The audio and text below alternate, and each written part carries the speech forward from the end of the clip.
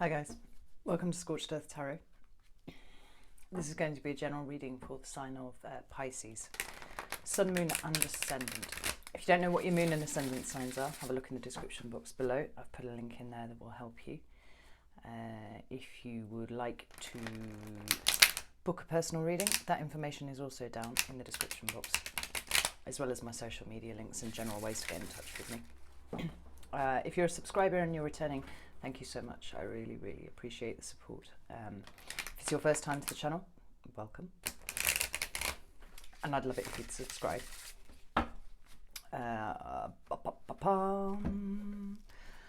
So, I'm recording this video on Halloween, which is also the start of Mercury retrograde in Scorpio. God help us.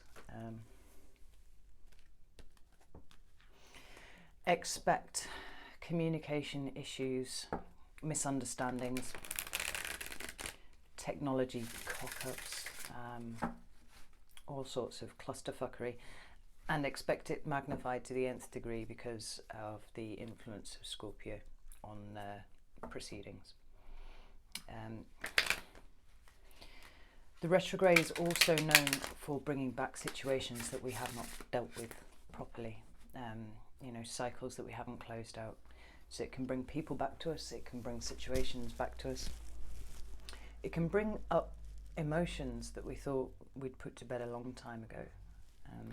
All of that is possible. The emotions thing is particularly possible with the Scorpionic influence. So I'm ready to get knocked flat by whatever it's got to throw at me, because I'm sure it's going to happen. Other than that, you know, don your hard hat, and I'll see you November 20th when it's all past. I don't think I have anything else to tell you, so I'm just going to get straight on, get some cards. Oh, the readings are time stamped, so if you don't want to hear me waffling and see the shuffling and all that sort of business, go down to the comment box, and the first comment is me time stamping the video, and you can just skip ahead if you're in a hurry. So, Pisces for the month of November. I want 3 cards for Pisces. There's the first one. Got the 8 of Cups.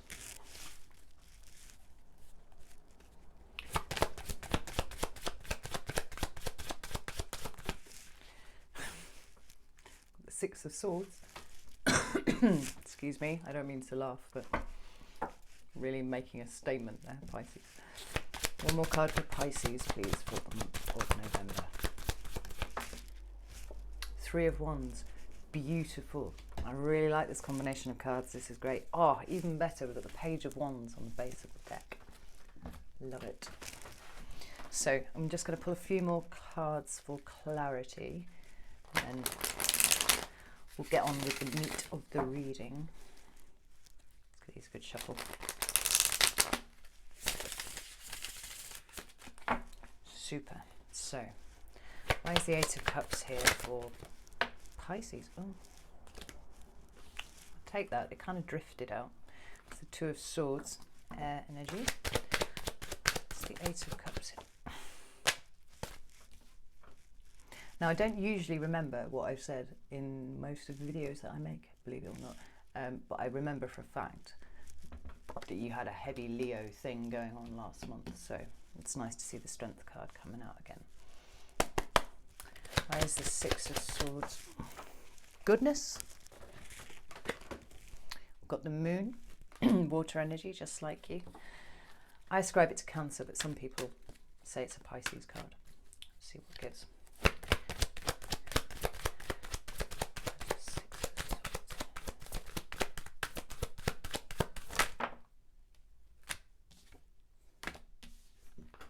Nine of Swords in the World. Actually, I like that. I like that combination. And then the 3 of Wands. Why is the 3 of Wands here for Pisces? 10 of Wands.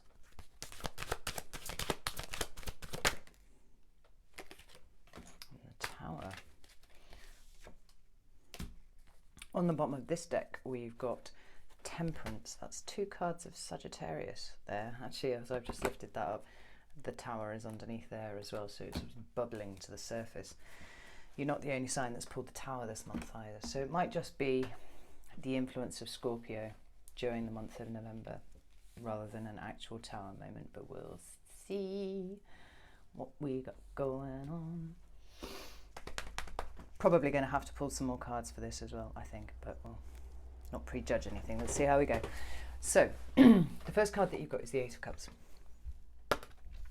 This is water energy. Yeah. The cups are vessels, and any kind of liquid in tarot indicates feelings, emotions, you know, that kind of thing. So in the 8,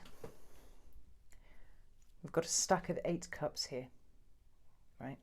And if each cup is built to hold emotions and feelings and all those kinds of things, then you can naturally extrapolate from that it takes quite a long time to put together a collection of 8 cups. Yeah. But you can see from the way that they're stacked that there's very obviously one missing. Now, you don't get 8 cups without putting in effort and care and love into things. And this can be situations, there can be people, there can be relationships, there can be, you know, even your work if you want. Yeah. Take it as it resonates to you.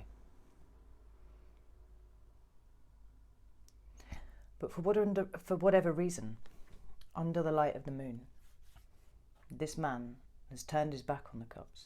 He's left them there and he's moving away. Very deliberately. Because whatever these cups represent to him, they don't work for him anymore. Yeah. Whatever emotional satisfaction he thought he was going to get, or maybe even did get at one point from these cups, he no longer receives that. And if you were to put an extra cup in there, what you would have would be the 9. And the 9 of cups in the tarot is the wish fulfillment. He's going after, you know, his heart's desire.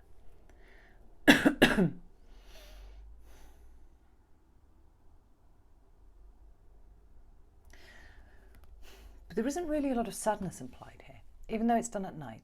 It's done, you know, the colours on the card are quite muted.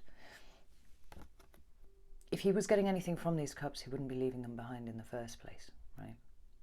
So whatever emotional connection, whatever bond, whatever it was that kept him with the cups in the first place, that has receded to the point where he feels comfortable walking away. And this is what you're doing, what you have done, I think, possibly. And the 2 cards that we had underneath were the 2 of Swords and Strength. And I feel, picking this up now, I feel like this has already happened here, right? And the motivational energy that caused it to happen are these 2 cards. The first one is the 2 of Swords, and the 2 of Swords is about needing to make a choice. Because it's swords, it's quite intellectual. It's not an emotional choice. It's an intellectual one. And on the face of it, these 2 swords are identical. They look the same, they weigh the same. They're both pretty sharp looking, you know, smooth, not pitted blades, anything like that. And she's trying to weigh up between 2 different options. And the idea is that both options have equal validity. Except for me, when I look at this card, I pay attention to the fact that she's blindfolded, and I pay attention to the fact that her back is to the water, and I pay attention to the fact that the moon is up in the sky, also at her back.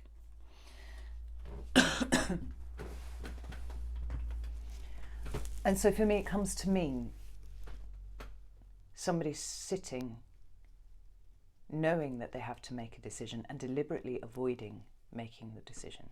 You know, her back, water is emotions, it's her feelings, it's intuition, it's all of that stuff. She sat with her back to it. She's not paying attention to it. The moon is behind her. The moon is all about secrets and intuition and you know, inner guidance, the subconscious as well. She's got her back to that, and she's covered her eyes. You know, she can't even use her eyes to decide. But it's like she's willfully blinded herself and therefore removed the necessity to make the decision.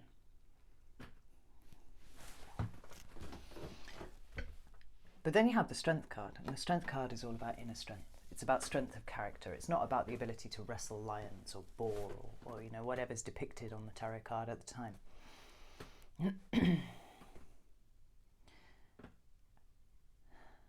And my heart always sinks a bit when I see it, because the only way that you build this kind of inner strength is from suffering. You know, it's going through difficult situations and getting through it alive, and then learning a lesson, usually hard lessons. Once you've learned those lessons, the only time that reserve of energy, you know, that reserve of strength of character that you've built up needs to be used is when you face another one of those situations. So this is saying to me that you have made a decision, finally.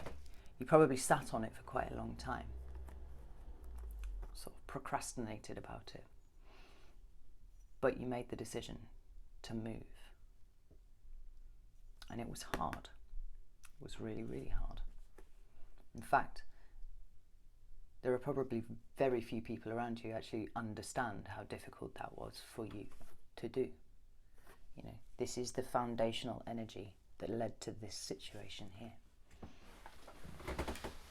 I'm just going to pull another card or two for that, because I'm pick this up and it's at the bottom of this deck as well.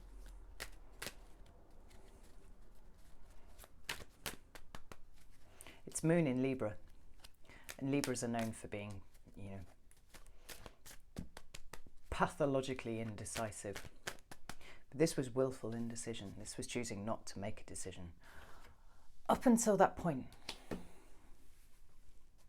where you realised that you really did need to make the decision, and then you were strong and you did it, and you moved away. So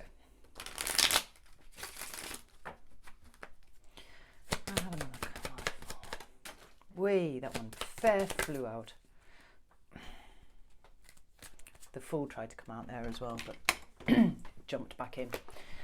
So you got the High Priestess. I love this card, and that's your card. It's the card of Pisces. But she's also the card of intuition. Like, she could actually be exactly the same woman. Look at how similar they are. Yeah. She took the blindfold off her eyes, trusted her intuition, and moved forwards.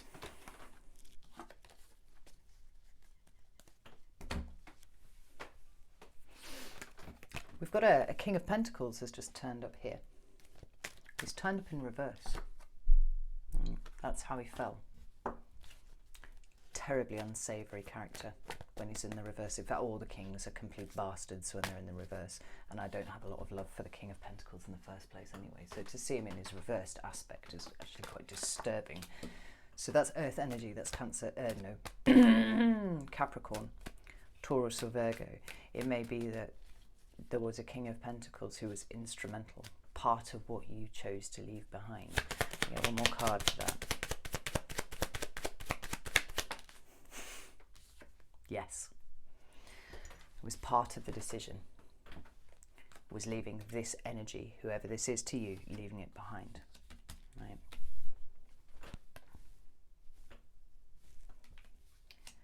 The combination of your intuition and your inner strength there was what broke the deadlock, made you make the decision.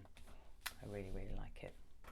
So then we move on to the middle card, and the middle card is another card of moving away and leaving things behind. It's the Six of Swords.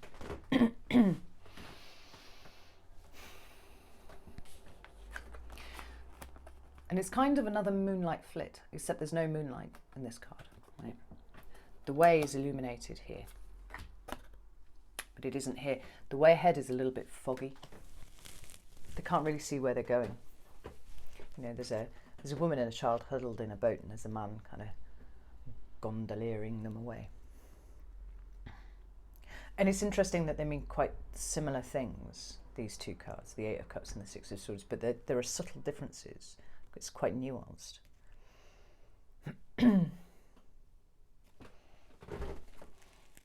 There's a lack of emotional connection there, and that makes that a little bit easier. But the swords are in the boat. The swords are going with the people that are leaving, right? And they're huddled. The two figures in the boat are huddled together, and there's far more sadness coming off this card.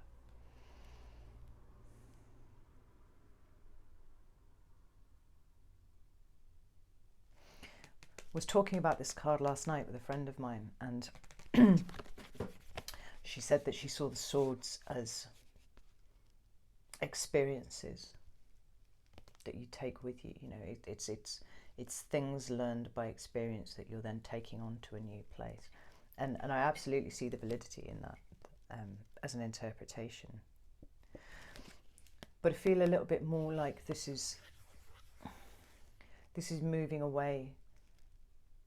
It's removing yourself physically from that situation that you were in, but taking all the things that wounded you with you, you know, taking your thought processes, your thought patterns, you know, all those mean things that chitter away at the back of your head, they're all coming with you.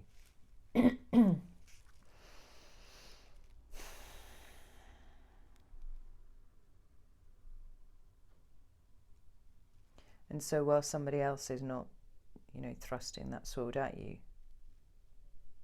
you're still able to run onto it yourself, pierce yourself with it if you needed to. If you needed to, if you felt like it. I don't think anybody ever feels the need to spear themselves on a sword. Do you see the subtle difference between the two? Because I feel very much like they're the same situation that they're talking about, but they're talking about two different aspects of the situation. So this is the emotional reaction. It's the emotional attachment to the situation. There is none. You're moving. This is more internal. This is the damage that's been done to you by being in that situation in the first place. You've got stuff to deal with. It's bubbling away down there, you know, like the swords are stuck in the boat. I mean, how long are they going to stay there before that boat starts springing a leak and sinking? You know, they can only stay there for a short amount of time before you have to physically take them out and plug the gap. Okay. And those three cards that I got that jumped out underneath, in fact, they came out like that, didn't they? We've got the moon. Again, like the moon is featuring really prominently on a lot of these cards. And for me, the moon is secrets, it's hidden things, stuff like that. But more often than not, it's the subconscious, you know. Those of you who've ever had a reading with me or know me in real life know that I am a shadow worker. That is what I do. And in the last couple of days, with the retrograde coming up, Scorpio season, and even Halloween, you know, what I'm seeing is a sudden upsurgence in references to shadow work in people's readings and you know, coming across. The energy is right at this point for people to start plunging those deep depths and pulling up those crayfish of the subconscious to see what's triggering you under there, what's driving you, you know, what are you reacting to that you don't even really understand. For me, this is saying you need to look at these swords. Maybe you are looking at these swords right now. You know, if this has already happened, then this is where we are now. You know, you've reached your destination, or you've stopped off somewhere and you've pulled a sword out, plug it back in. You've pulled this crayfish up, you know, the moon and everything that's illuminated by the moon, to have a look at it. Because these two cards here together, I actually feel really good about, you know. Which is a bizarre thing to say, because this card here is mental anguish, right?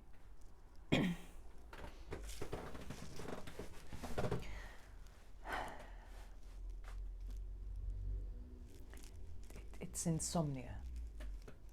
It's going to bed and being unable to sleep because your brain is overthinking everything and punishing you for things that you've said or things that you've done, you know. It's going to sleep and not being able to stay asleep. It's going to bed and staring at the ceiling until 4 o'clock in the morning, you know.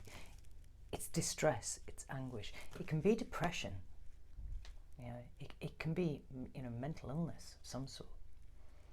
But it's all very cerebral. It's all up in your head. And it is a 9. Numbers only go up as far as 10. It's nearing a completion in and of itself. But the other thing that I like about this card is, well, I don't like it. The other observation that I have about this card is generally speaking, for me, swords being up talk about truth and intellect and logic and all those good things. And when the swords are pointing down, kind of the reverse, you know. So we're talking about duplicitous behaviour and things that are untrue. Dishonesty, generally, that sort of thing. But these cards are horizontal, which in effect puts them in a neutral position. And the natural understanding of that then is that what these swords represent, these things that are keeping you awake at night, you know, actually don't have as much of a basis in reality as you think they do.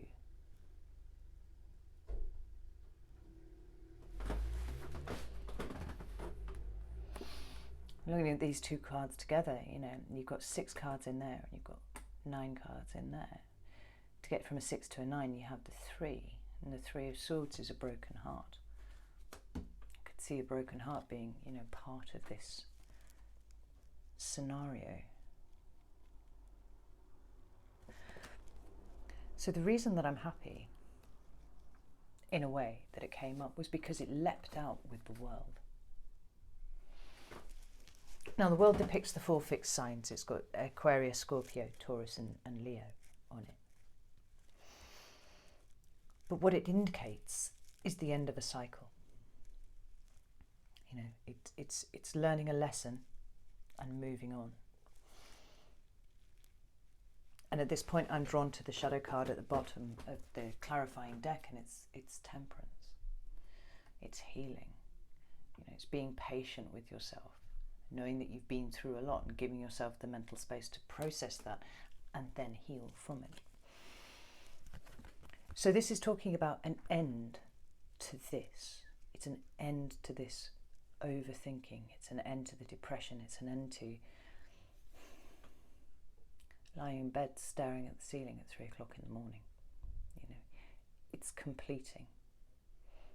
And it seems like this big decision that you made, this one that took a lot of inner strength, and you know, channeling your own energy and your own intuition is what's elevated this up. You know, it's what's catalysed this end of a cycle.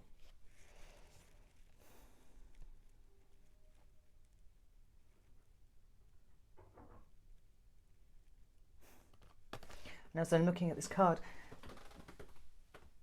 the lion is the only one that's looking me directly in the eye. Everybody else is looking off to the distance, but there's that lion.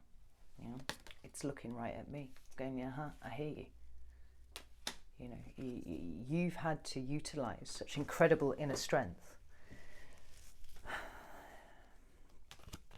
but you've done it. You've completed.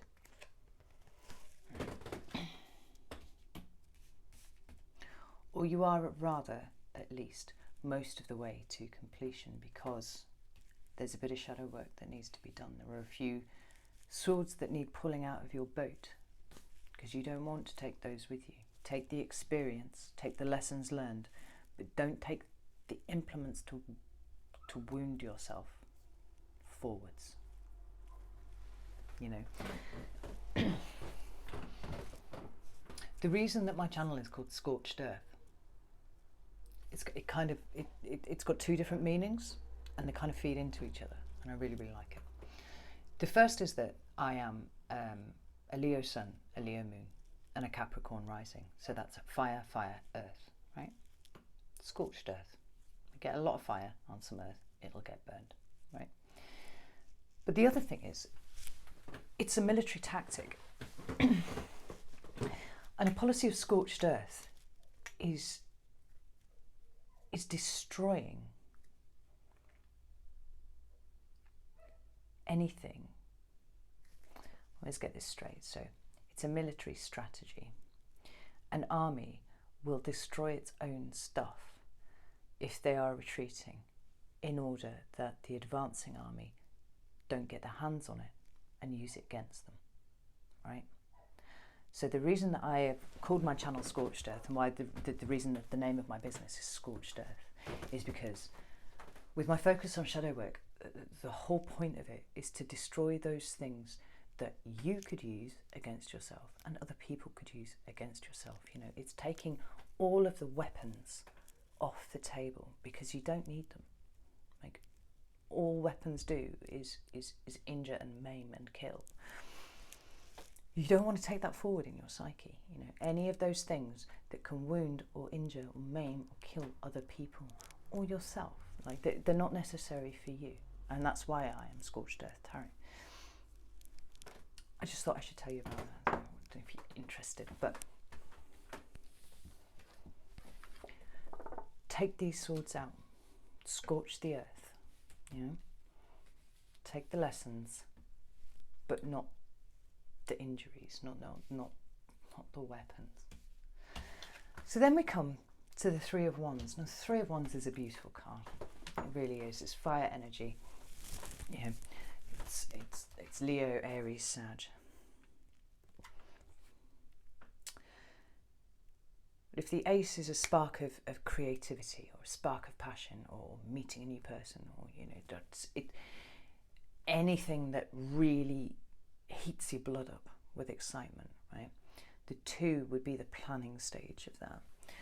We get to the Three, and the Three is when you take those plans that you made in the Two and you start actioning them, you know, out in the real world. You start seeing, you know, you start seeing what it is that you're doing coming to life. And you could interpret this in all sorts of ways. This could be a new approach to the way that you live, or this could be a new relationship, or, you know, it could be a new job. It could be going traveling. That's quite often indicated by this. But this is coming up for you. You know, take it as it resonates to you. You could be going over water, certainly to the coast at least, anyway.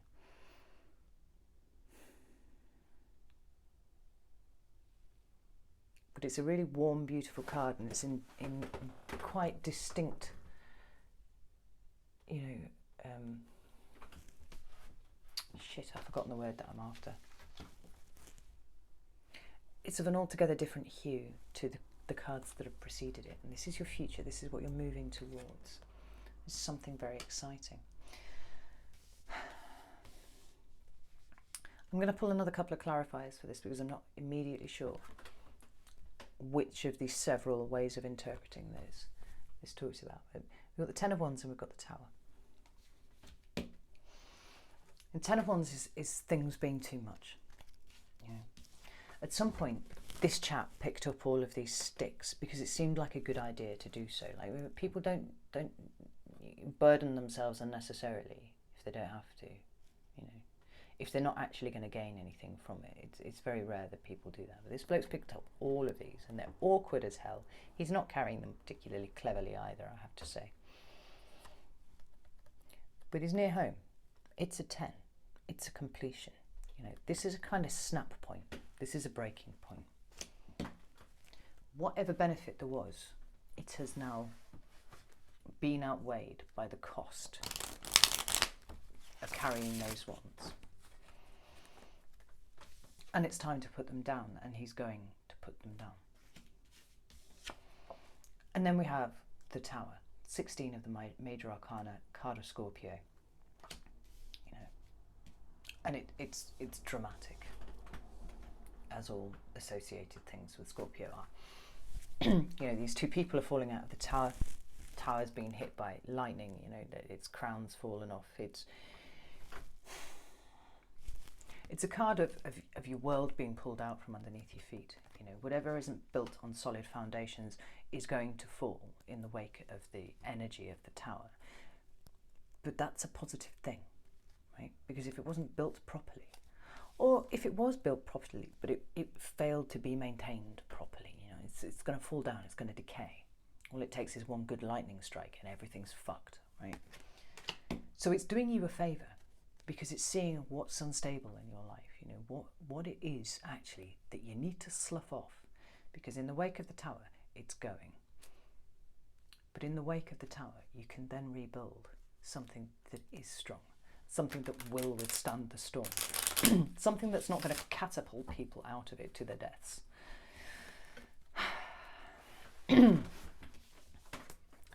It could be that whatever has been burdening you is about to be, you know, exploded out of your existence in quite a dramatic way.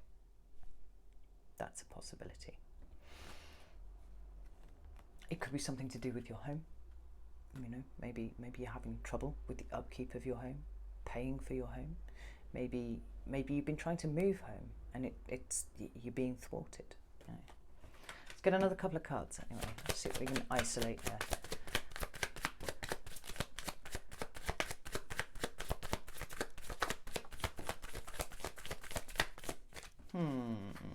That deck doesn't want to talk. I'm going to use this one. It's the John Bower deck. I've had it for months and months and months, and I've only pulled it out for the first time to use it yesterday, and it's exquisite. So, this is 10 of Wands and Tower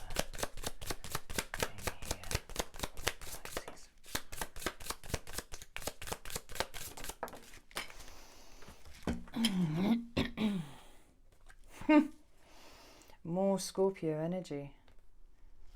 Okay, well, if this isn't a Scorpio in your life that's throwing a fucking grenade into the room and then stepping back to see what happens, because I mean that's what Scorpios do, then it's possible that all of this is going to happen during Scorpio season. So you've got, you know, until the 20-something of November for this to transpire, you know, for all of this to be relevant. Or it's just energetic. The two cards that you've got are the Ace of Swords and Death, right? They are massive. Like, that is massive change right there.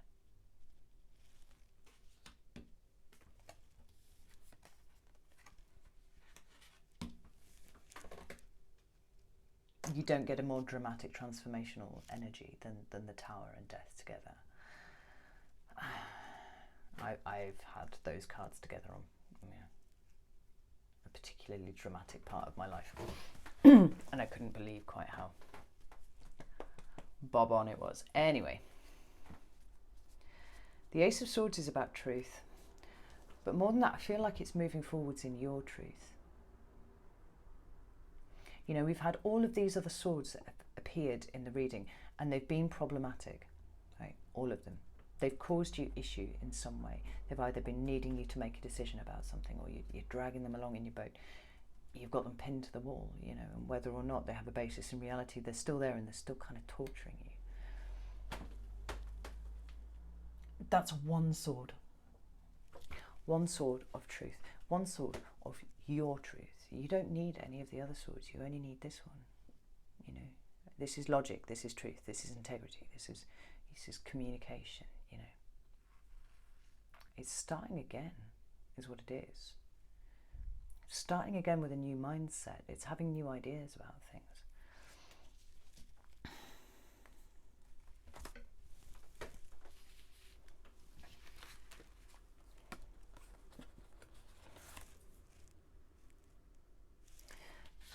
Towards the end of November, things are going to get shaken up a lot, and it's going to destabilize you for a second. But I think that you're gonna seize on the opportunity that you're actually being presented with. I see you really going for it here, because the other shadow card that you had was the Page of Wands. That Page of Wands is you know, this is the page of the fire element, but like this page is excited. He's making plans. He wants to go out and experience things. You know, he's another traveller. I often ascribe the sign of Sagittarius to this, because for me that is a Sagittarian vibe, even though it's kind of could be any of the fire suit, but for me it's kind of always Sagittarius. When you get these two together,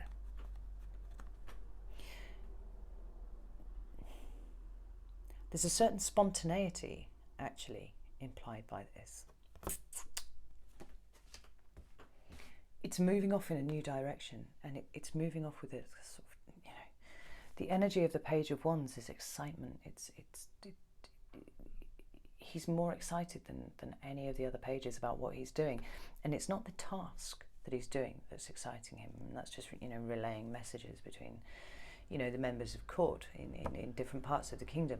For him, it's what he gets to experience along the way. And here we are with travel, potentially, certainly plans for the future that involve a degree of movement. You just got to let a few things go first. There's some fairly big energy coming in to shake stuff up. Don't fight it. Let it go. What's meant to stay is going to stay, but what's going to go has been too much for you anyway. Like it's been burdening you. It's not fun. It's not what your life should be about. It's not what you want your life to be about. So the Tower's coming in, and it's going to take away those things that have been really burdening you, and it's allowing you to move forwards with your truth, your one sword, the only sword that you need, and transform entirely. You know, death is dramatic transformation. It's endings, yes, but it's endings and beginnings. You know, one is inherent in the other, actually. You cannot have a new beginning without an ending somewhere. And endings and beginnings, and they're just you know, the different points on the wheel. You know, what's important is that transformational energy that allows you to access that new level of things. And it's so exciting. Wow. I mean, you're not the only sign to have got the Tower. I think I said that. There are quite a few of the signs have pulled the Tower, but this is the one that gets me the most excited. You know, you're leaving behind a lot of dreary energy. There's a revitalizing of your existence implied right here, and I am all about that shit. I love it. So I'm going to leave it there, Pisces. As ever, if you want to send me a message and you know, give me a frame of reference for if it resonates with you, that would be amazing. If not, just like the video and subscribe. I would love it if you'd subscribed. Oh yeah, I'm going to be uploading more often now, so if you want to see more of my videos, then subscribe and you'll get notified when they get released. But yeah, other than that, best of luck. I'd love it if you let me know what's going on with you, but if not, I'll see you next time.